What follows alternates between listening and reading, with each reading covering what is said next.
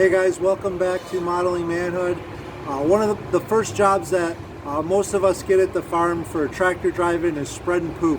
The cows are always making poop and always going, and that manure makes a great fertilizer for the fields and just for future crops to come through in the future.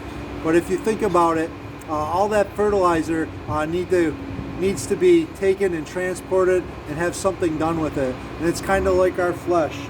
We are sinful, and the Bible talks about us denying ourselves and giving our lives over to Jesus.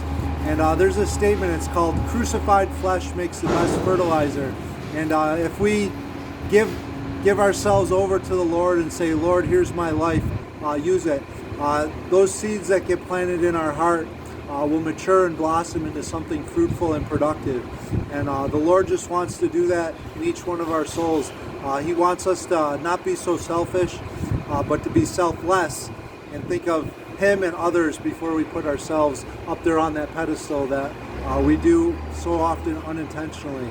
So in the book of Galatians chapter 5, verse 24, it says, "And those who belong to Christ Jesus have crucified the flesh with its passions and desires." So I don't know what your passions and desires are.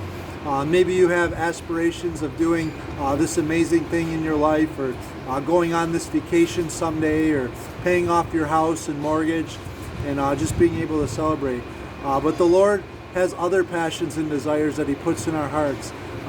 Desires to do what He wants us to do with our time that we have here on earth. So I would just encourage you guys to listen to that still small voice, listen to the Holy Spirit as it works in you, as you guys think about cows that make like a lot of mess and just all that manure. And one of our first jobs on the farm and also as Christians is just to give up ourselves, get rid of all that manure, all that junk and garbage that we have in our lives, and just ask Him to use us. So crucified flesh is definitely the best fertilizer. And thank you guys for joining us here at Modeling Manhood, where we bring you a story from my life and then a Bible passage from Scripture, put the two together. In the meantime, remember to mirror your Maker and journey with Jesus.